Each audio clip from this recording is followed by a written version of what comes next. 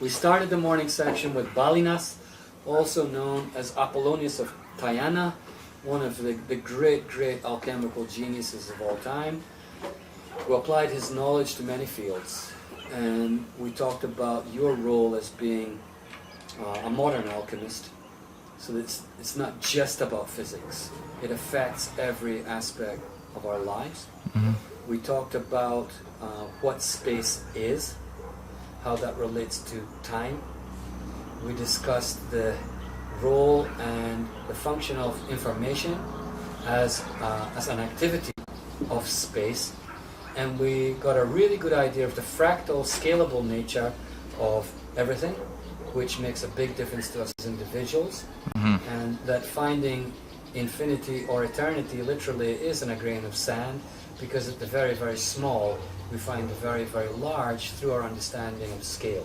And what we need to move to next, now that we've got an idea of how space is really what it is all about, what is difficult for us to imagine is that there's an actual structure in space, because it's certainly not visible anywhere in space itself. And you have rediscovered what I don't know if the ancients called it sacred geometry, maybe that's what we call what they referred to. But tell us now how you were guided along the path of sacred geometry and what it means relative to space. Why is it significant? Well, you know, the way I like to call it is fundamental geometry. I tend to not want to call it sacred because I think everything is sacred, so I don't want to differentiate it that way. But fundamental geometry, what I was looking for is some fundamental parameters that would support the fractal nature of the vacuum.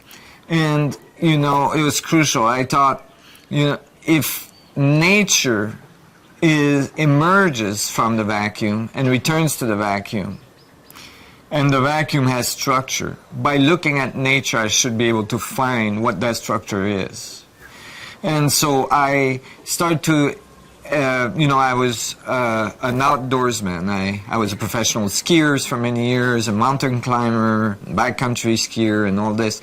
And so I loved to look at nature. And as I looked at nature, for instance, at the structure of a snowflake, you know, the way a water droplet falls through the atmospheres, and from a sphere it freezes to produce a fourfold geometry hexagonal structure we call a snowflake, and that no snowflake is identical to any other snowflake, and so on. And so I started to look at what would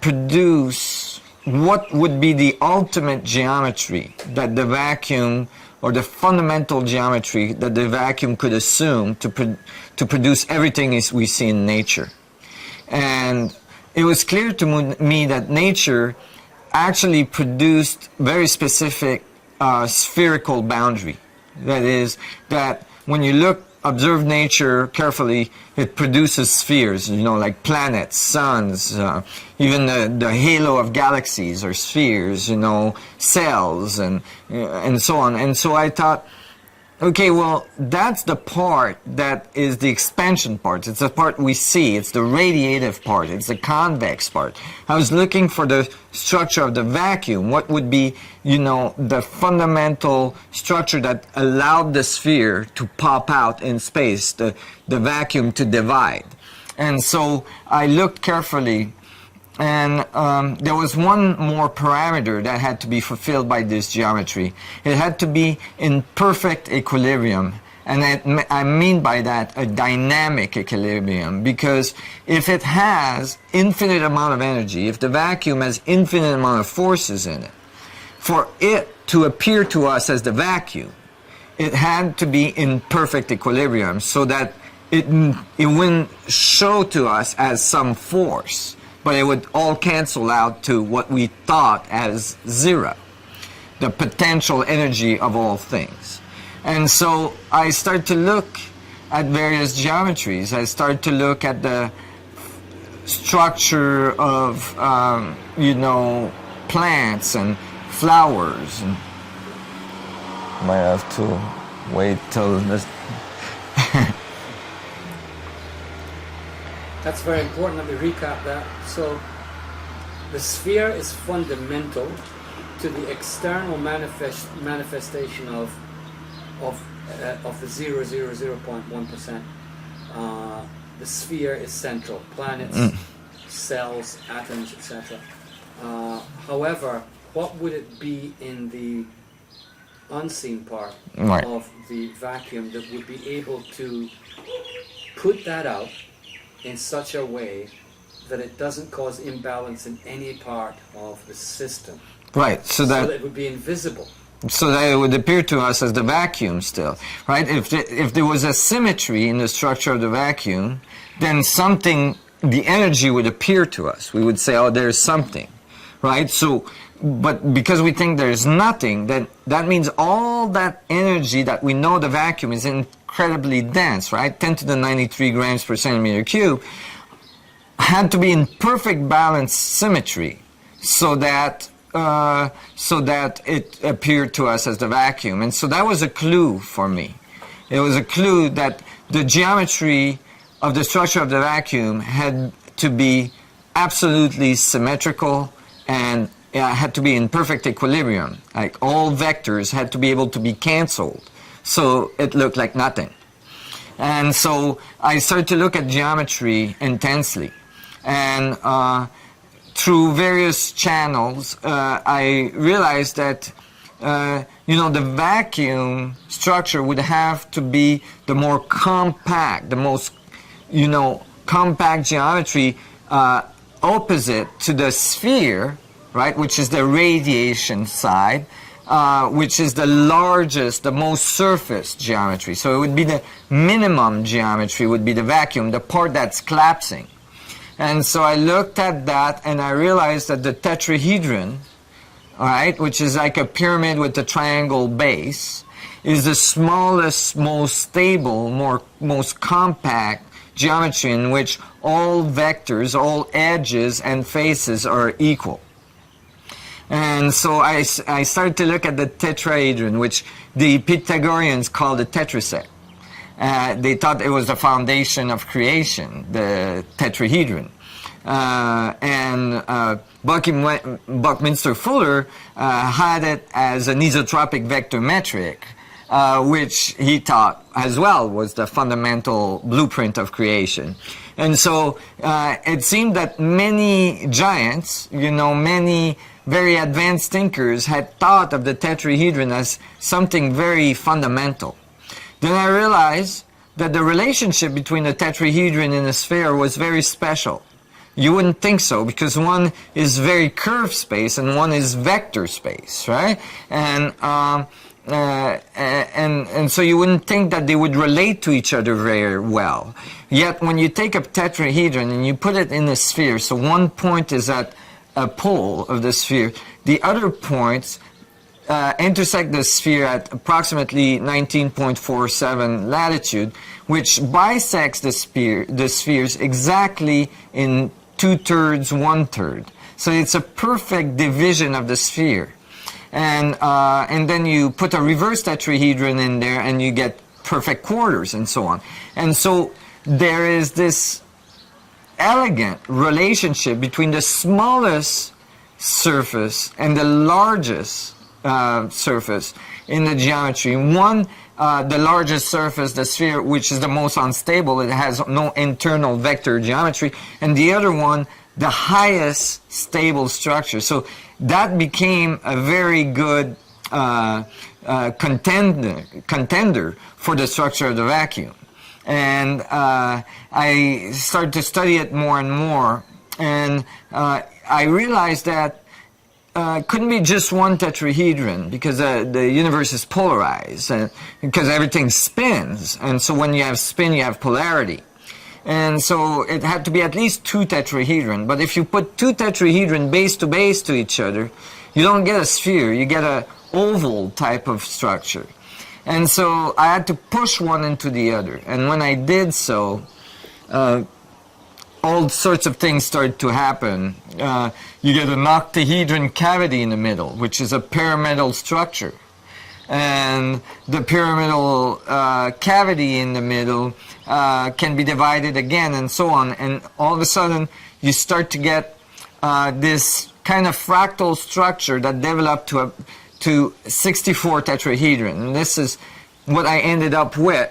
It produces, it's like 8 stars tetrahedron that comes together that produce in the middle this geometry that's a vector equilibrium. It's like tetrahedrons coming together point to point, and it produces 12 vectors, 12 radiating vectors that are in perfect equilibrium. It's the ultimate minimum amount of vectors for perfect equilibrium, and I knew I had found something very significant. The geometry of singularity, the geometry of the vacuum. And that, was, because the other thing is that, well, let me give you an example of equilibrium. Why 12 vectors? Well, if you took a spoke and wheels on a bicycle and you removed 2 spokes in the opposite direction, you could keep removing spokes and ride the bicycle and it would work fine until you went down to 12 spokes. At 12 spokes, you could still ride the bicycle, but if you went to 11 or if you went to 10 or 8 or any of numbers below 12, then the wheel would collapse when you try to ride it. And so 12 is the minimum amount of vectors for perfect equilibrium. And there's another function of the vector equilibrium, which is very important, is that geometry not only is in equilibrium, but can be dynamic. That is, that it has the capacity to collapse. And as it collapses, it goes through all the other platonic solids as it collapses into a tetrahedron and reproduces itself at the next fractal level and next fractal level. And the vectors, the 12 vectors as the geometry collapses, describe in the space perfect phi spirals. And the phi spiral and the phi ratio is found in nature everywhere. And the scaling law I had written showed phi relationship between all the different data points, from universal size all the way down to subatomic particles. So I knew I was onto something. I had a geometry that was in perfect equilibrium, that could have a dynamic equilibrium, and that produced very specific spiral functions as it collapses that were found in nature everywhere. And I started to move in that direction. I started to look at how we deal with rotation, how we deal with angular momentum in our current physics. And I was very disappointed. I found I couldn't find answers to my questions. That is, for instance, why is electron spinning for 14 billion years? Right? What's making the Earth spin? You would think we know at this point, right? You would think we know what's making the sun spin, what's making the galaxy spin. If you ask a physicist today, what is making the Earth spin? They'll say, oh, well, it's because it's spinning as a conservation of energy from the sun, because it's inside the solar system, right? And then you'd say, well, what's making the sun spin? And it's, oh, it's inside the galaxy. It's conserved energy from inside the galaxy. Oh, well, what's making the galaxy spin? And you go all the way, and then you get back to the god of science, the Big Bang. And they just say, oh, it all started in the Big Bang, and it's been spinning in a frictionless environment since then. Well, is our universe truly frictionless? Absolutely not. There's gravitational fields, there's electromagnetic fields everywhere, there's plasma everywhere. You know, the core of the Earth turns at a different rate than the surface of the Earth. And inside there's supposed to be magma. It's not frictionless. Why is that continuing to spin? You can do a simple experiment in your home. You can take 2 eggs, you boil one hard, and you keep the other one on boil, raw. And you turn the boiled one, because it's solid in the middle, there's no viscosity, it can spin pretty constantly, and you could think that if it was really, really low friction, it would continue spinning forever. However, you know, if you take the one that's raw, unboiled, and you go to spin it, you'll see that the energy of spin gets absorbed very quickly because of the viscosity core of the egg. And so, you know, good examples are the layers of the suns. You know, the plasma around the sun rotates at different rates. Different layers rotate at different rates. All this should have stopped spinning a long time ago, right? So, to me, it was clear that the structure of the vacuum must have a fundamental spin in it, as the geometry of the vector equilibrium, or its technical term is the cube octahedron. As the cube octahedron collapses, it actually, as the vacuum collapses towards singularity, it produces a fundamental torque in space-time. And so I went on to modify Einstein's equation to say, you know, Einstein said that gravity was the result of space and time curving. Instead of thinking of gravity as a force that was inside the object, he said it's actually the mass of the object curving the space around it that's making the effect of gravity. Like if you put a ball on a trampoline, it curves the surface of the trampoline and any other ball would get attracted. Well, what I said is, no, well, that's correct, but when the mass curves a trampoline, the surface doesn't just curve straight like that, it curls, it twists. The cube octahedron twists as it does, and it produces a fundamental torque, a fundamental spin to everything, and it spins everything into existence. Just like the water of your bath, when you pull the plug on the bath, the water goes down. It doesn't go down straight, it spins, it rotates as it goes down, and air comes back out. And so I started to describe Einstein field equation with this fundamental torque that produces Coriolis effect, and that exchanges, just like the water going down exchanging with the air, exchanges information between what comes in and what comes out, the electromagnetic field. And I started to write equations that would unify the forces that way. The structure of space thereby is 64 interlocked tetrahedra at every level of reality. Right. So let's imagine then the structure of the Milky Way. We've got a pretty good idea what the Milky Way looks like, even though we're inside it. Right. We've got a pretty good idea what it looks like by observing other galaxies. Right. And so I think it is it 80% of galaxies have been noted to be spiral galaxies? Is that a correct number these days? Yeah, there's there's difficulties in the current theories of spiral galaxies. One of them is that they're finding fully formed, mature, so-called mature spiral galaxies very close to the Big Bang, like a billion years after the Big Bang, which spiral galaxies should have been formed much later according to the standard model. They're finding early galaxies having 10 times stronger magnetic fields than the older galaxy, which is exactly contrary to the standard model expectancies.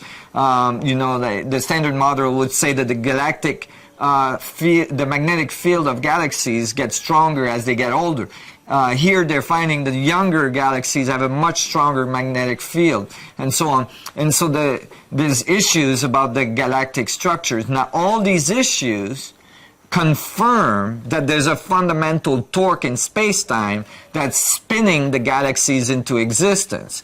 And so in their model, the black holes that we find in the middle of galaxies is the result of the dynamic of the galaxy. In my model, the black hole is there prior, because it's the singularity that actually is spinning everything into existence.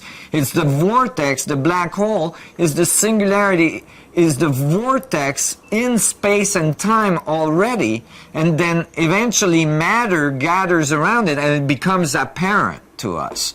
And then we say, oh, there is a galaxy, right?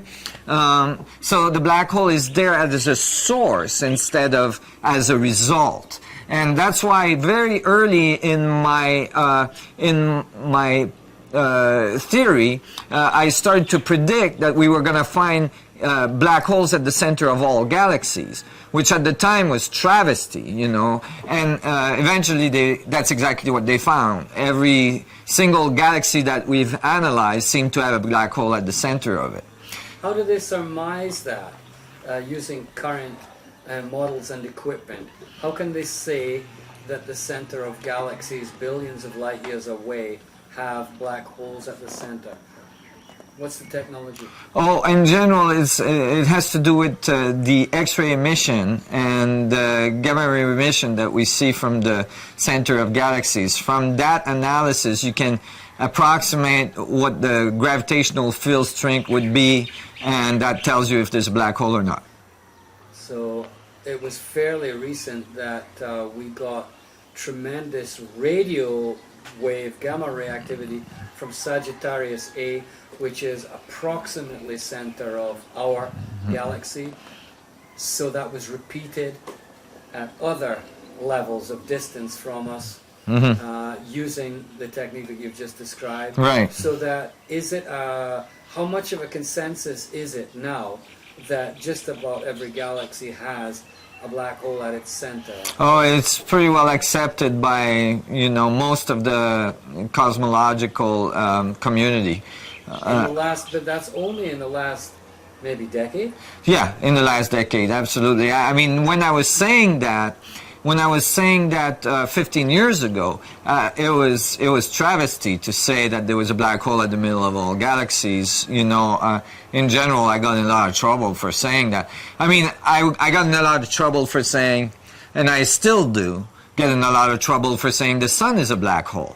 And in my case, I'm actually saying that atoms are black holes. The difference is that I have really good math and really good physics to back it up. I've published papers, and actually one of the paper I'm most excited about, I'm just about to publish, has a mathematical proof that all black holes, all atoms are mini black holes. And it comes out very nicely. It's very classical.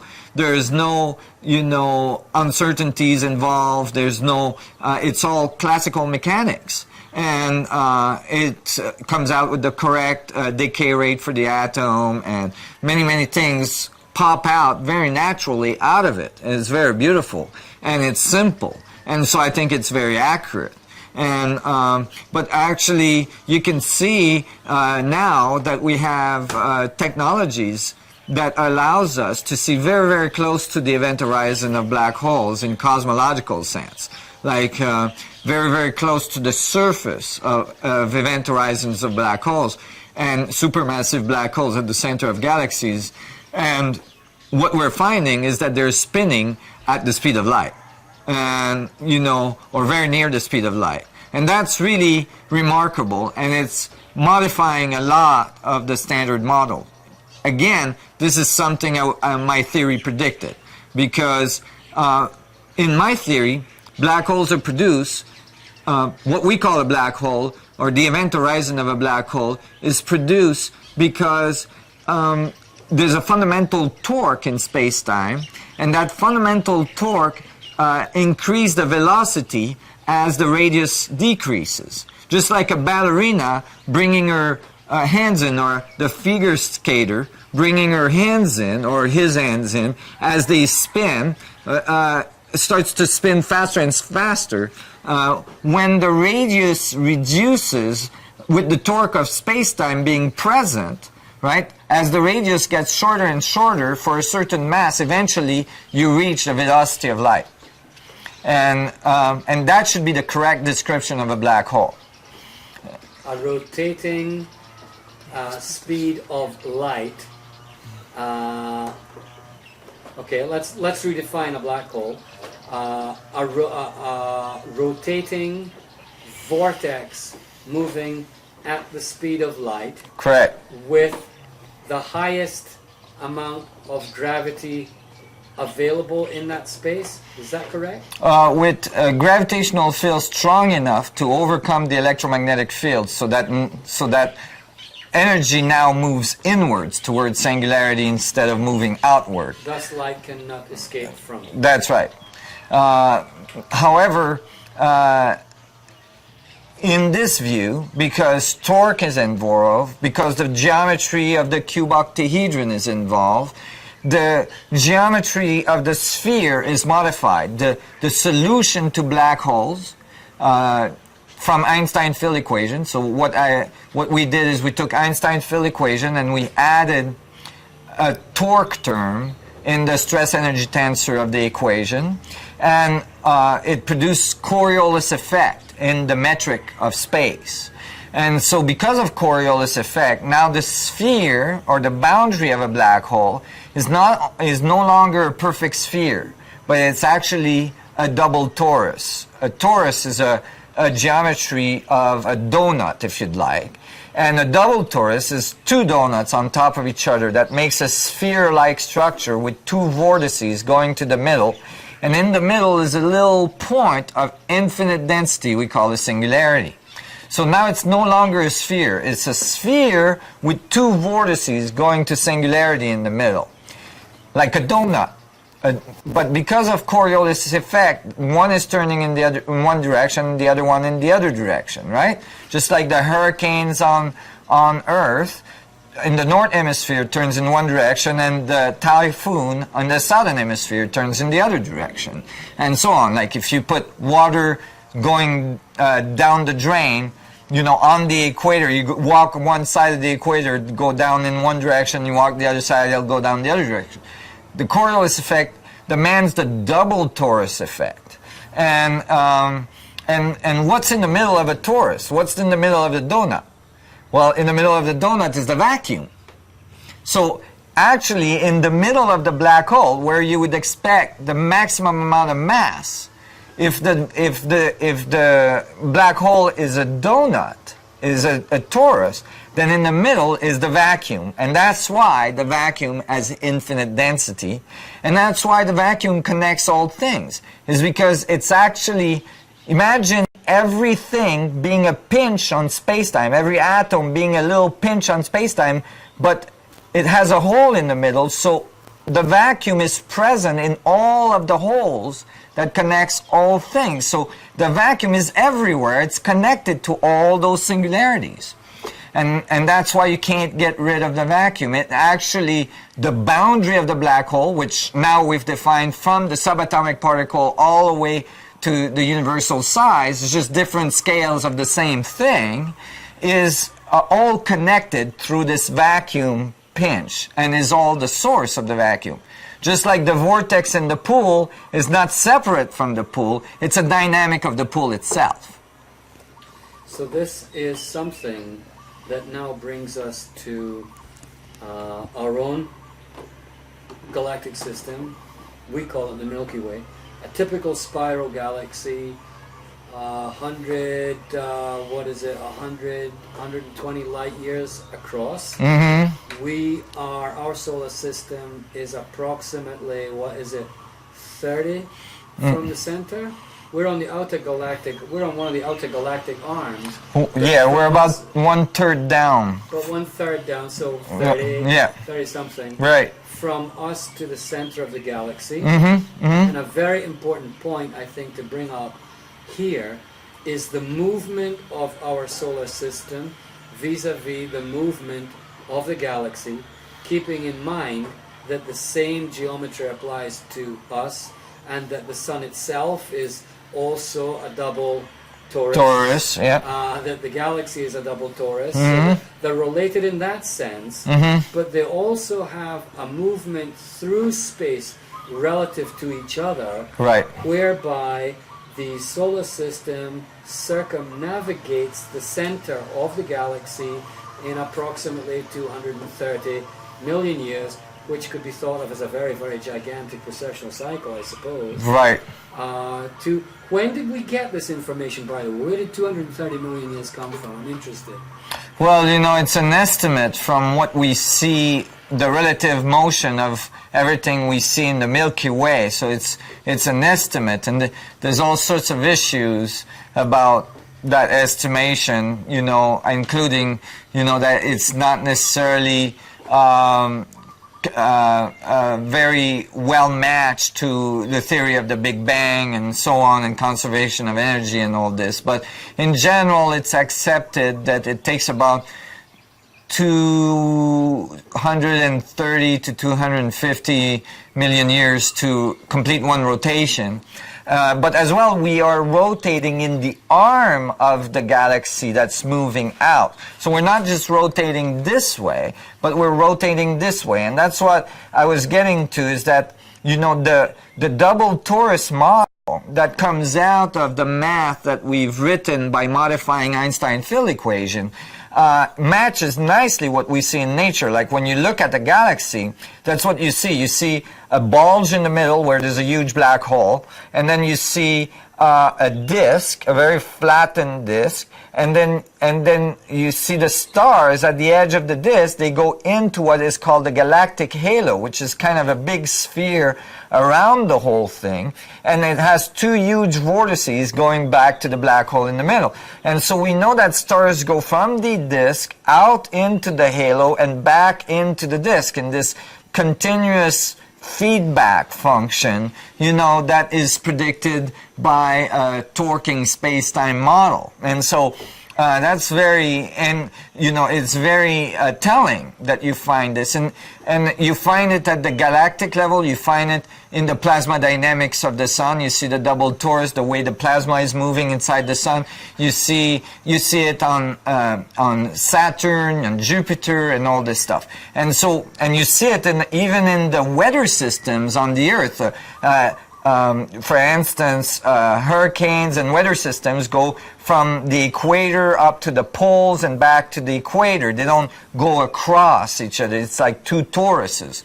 And so, but if you look at the galactic level, our solar system seems to be moving away from the central bulge of the galaxy, and it's rotating in this spiral arm as it moves away. And so it goes through the equator of our galaxy back and forth as it moves away from the central bulge. And that determines very specific cycles that are not always the same, because the arm is getting wider as it moves away. Right? So the cycle is longer as it moves away. And, you know, and from my estimate, from what I found, we are about to move, or we are currently moving through the equator of our galaxy. And you can do a first estimate easily by just looking at the Milky Way in our night sky, which divides our sky almost perfectly in half. So you know we're kind of in the middle, in the equator, where the two toruses meet. And so that is what, you know, our galactic mechanics look like, and it matches nicely what is predicted by the modification of Einstein field equations we've done. So we're lining up, in a sense, our entire solar system is coming into alignment with the center of a double torus shaped galaxy, right, at the center of which we have an event horizon, a black hole, a singularity. And so for all practical purposes, this is not the first time it has happened, and it won't be the last time that it has happened. Right.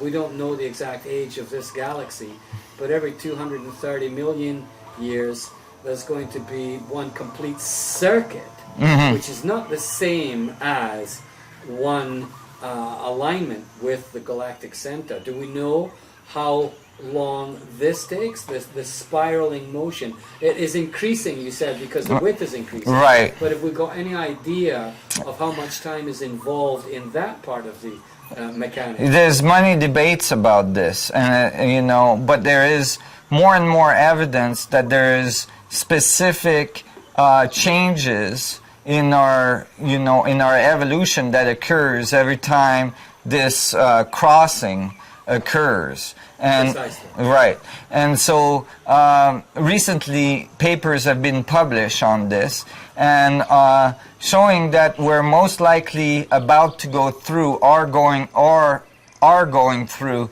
the equator at this time, and that we should expect some changes in our environment as a result of it. And I think that some of the changes that are occurring in our solar system, such as the heating up of various planets, including our own, is related to that cycle of our solar system moving through the equator of our galaxy. When you look at the galactic data, right, you can see that at the equator of the galaxies is the maximum amount of radiation, right? Because particles get pinched between the two manifolds of the double torus and they get accelerated. And so you can see like there's a maximum amount of gamma emission at the equator. It's very, very bright. And you can imagine that when our solar system goes through there, it gets bombarded with a lot of high energy rays that are called galactic cosmic rays. And they're particles that are accelerated at high velocity at the equator of our galaxy. The person I mentioned earlier, Paul LaViolette, who wrote his PhD specifically on that. Galactic, he called them galactic superwaves. Mm-hmm. And he said that one other thing that we've noticed about many galaxies is they blink. Mm-hmm. It's almost as if they're blinking on and off, like a very high-speed light, blinking on and off. And that blinking mechanism at the center of galaxies is literally when the eye is closed on a human, nothing comes out, but when it opens, a massive outburst of energy occurs. He called these galactic superwaves and maintains that they are very regular, they're pulse-like in nature. Cyclotron galaxies. Yes. Yeah. And that our galaxy is actually a cyclotron galaxy itself. So we would expect to have had evidence in the past of what happens when a galactic cosmic wave comes in our direction. The critical factor here is time. He's of the opinion, which is quite radical, that it's every several thousand years that this happens. Right. And thus, our ancient traditions made a very big point about emphasizing precessional cycles as a key to the fact that we would regularly go through changes. Some people have insisted that's because it's the approach of another celestial body towards the sun. We discussed earlier it could be a binary solar system, which is not too far of a jump for me, because there are many, many cosmologists now who are saying 80% of the stars are binary, if not trinary. And if that is the case, and it certainly seems to me that a lot more people are in agreement that we've got a lot more binary stars. 10 years ago it was, what, a binary star system? No, so of course it's a binary star system. So why shouldn't the sun be a binary star system? That's another aspect of the precessional debate that we discussed earlier. But you had a much more interesting view of precession, which I'll get to in just a second. But the galactic superwave theory of Paul LaViolette and what you've just described seem to me to have common boundaries. Right. The center of our galaxy emits energy almost in a blinking like rhythmic fashion, Right. and it does it with perfect regularity. Right. And when it happens, as you said, between the double torus you have a massive field of energy moving at the fastest speeds, and if you're lined up with that, it's basically being lined up to the center of the power of the galaxy. Right, you're getting bombarded. Yeah, and you know, like the pulse of galaxies is akin to the pulsar kind of dynamics. And you see, that's the thing. When you start to look at all these objects that are widely different in scales, you start to find very similar behaviors. You look at pulsars, you see a double torus again. You see, you know, two jets emerging and spinning at very high velocity, you know, with pulsing every time these jets at the equator passes by, you get a pulse of it. So basically, a galaxy has the same thing. It has these two arms that are coming out, right? They're moving very slow, far away from the surface of the black hole. But where close to the black hole, they're moving at the speed of light. So they are pulsing the rest of the galaxy at its equator. And yeah, all these have to do with the dynamics of the structure of space and black holes. And you can see them at all levels, all the way down to the atomic level. When you look at electrons and positrons, the relationship between the two and the nuclei of an atom. And as I said, I've now solved equation to prove that protons, or the nuclei of atoms, can be described as black holes in a classical manner without the need for quantum theory, which was the dream of Einstein. Einstein was very counter to the concepts of quantum theory and the concepts of uncertainties and the Schrödinger interpretation, the idea that he made a very famous statement that I'll never believe the God is playing dice with the universe, and so on. That what he was saying there is that, I think there's a more fundamental mechanical function to the atomic level that we haven't understood, and our math kind of gets the right answers, but they're not actually fundamental. And quantum theory is kind of floating in the air. It has no fundamental source. It's all made up axioms. The idea, for instance, that you can put a cat in a box, a Schrödinger cat. And, you don't know if the cat's alive or dead, and that it has both possibilities at the same time until you open the box, and then the waveform claps, and you get the result, it's alive or it's dead.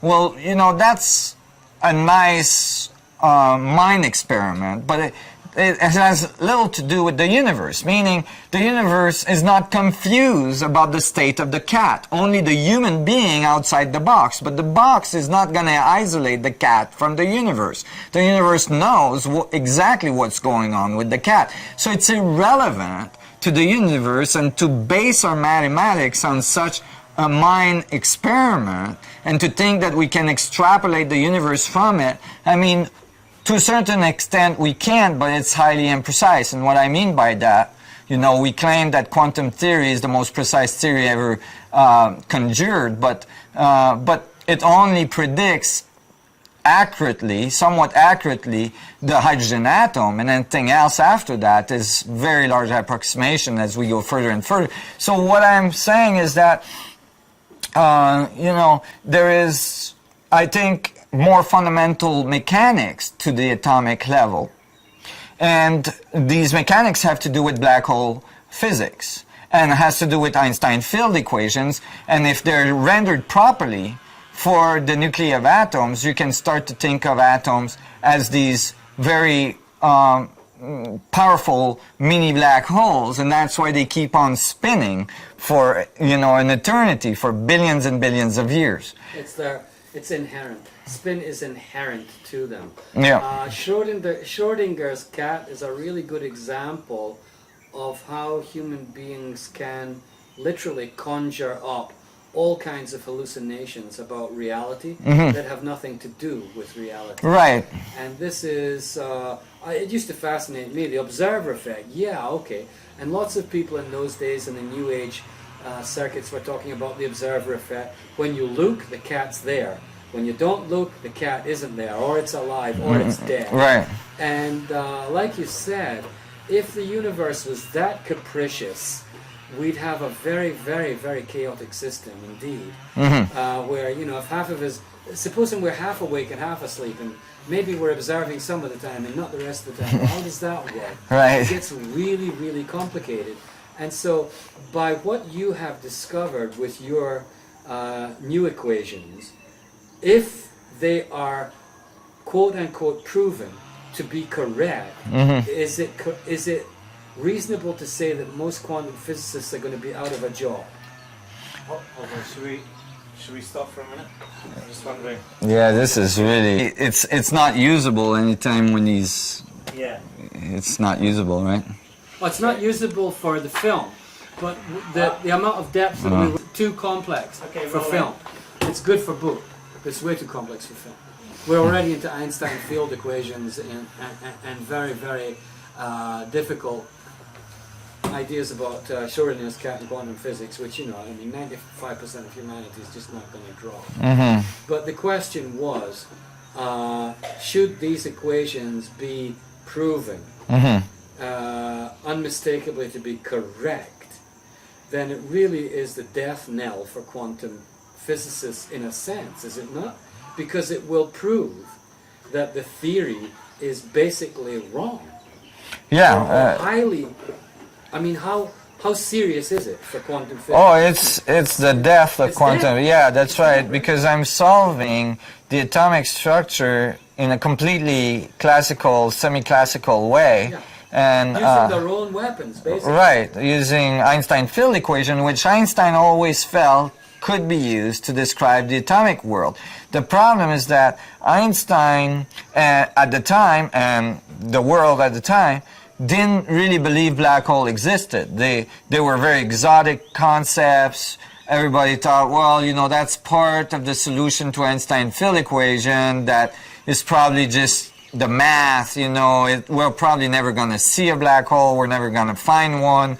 And then they started to find them in cosmological size objects. And, you know, even now, it's extremely wild to think of an atom as a black hole, but we're starting to see more and more evidence of subatomic particles behaving black hole-like. And, you know, even now the Hadron Collider is looking for virtual mini black holes at the quantum, you know, very small size level.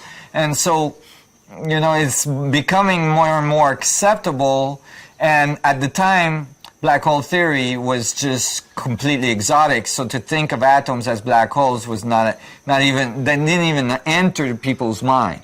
Now, it's very, very controversial today as well. You know, my equation says that the nuclei of an atom is a black hole. And that's very controversial. But what's beautiful about it is that I eliminate the need for the strong force as a result.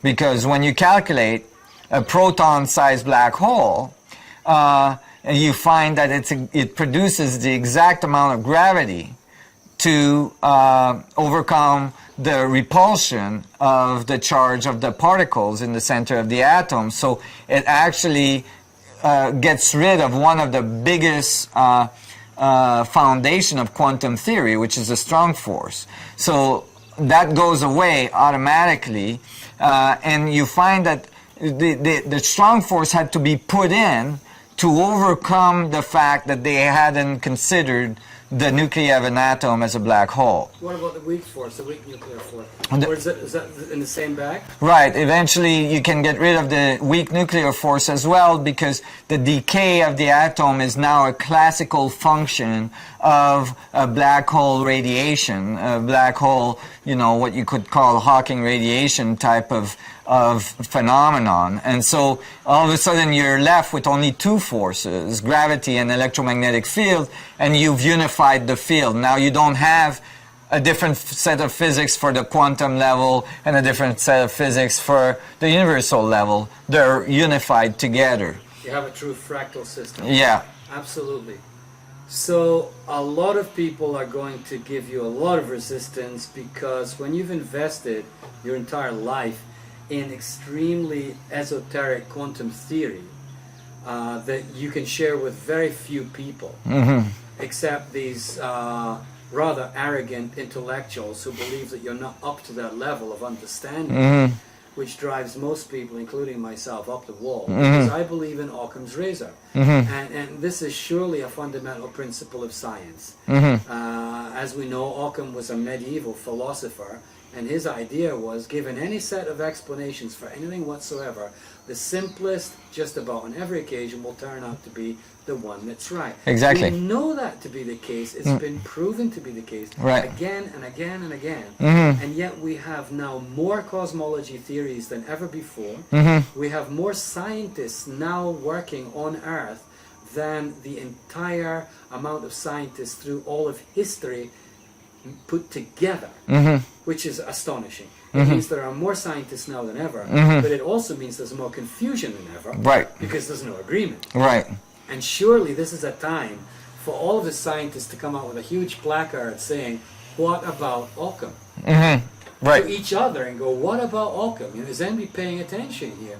We have a theory now that has got only 2 forces, whereas we had 4 before.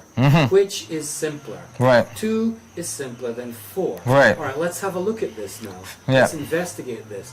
But in your never mind that I don't have, 280 dimensions of strings and, all this. 14 dimensions. Right, exactly. It is very simple. It's very classical. It's, it's beautiful. In its simplicity, and it produces very, appropriate results. And sure, it needs to be developed much further. I mean, this is just really the start of the concept. I'm just one person. Einstein didn't, or others didn't, develop the whole of relativity and so on. They just threw out the concept and the world took it from there, and I'm hoping the world will do the same with my work. But basically, you start to see a very beautiful continuum of information. You start to see a very beautiful world we live in, from infinitely big to infinitely small, with us standing quite nicely in the center of it. Even on our scaling law, we show that some of the parts of our cells that oscillates very, very fast, that are called microtubules, are actually, when we put the data point, we plot that on our graph, falls almost perfectly in the middle of the graph between the universal size and the atomic size. And if you take the mass of our universe, as with all the stars we see and everything, and you put it into the radius of our universe that we believe our universe has, for a closed universe, the universe obeys the condition of a black hole as well. So we live inside a black hole, and everything we see inside it are a smaller black hole that we're on the outside of. And so we see the radiation they produce, and we say, oh, there's a star, there's a galaxy, there's an atom, there's a subatomic particle. But basically all we're looking at is different scales of the same thing, and we're in between 2 of these scales in the biological resolution. And we're basically part of this incredible network of information from universal size all the way down through all of our atoms to this infinitely small size. And so we're one of those conduits of information, and to start to realize that in our lives every day, it has a huge impact. And to take that theory, to apply it to philosophy, can change all of our concepts of religions and understanding of our place in the universe, but as well it can be applied to technology and change a lot of our technology to something very, very powerful. That sounds like a marvelous place for us to wrap up that section. Thank you very much. Thank you.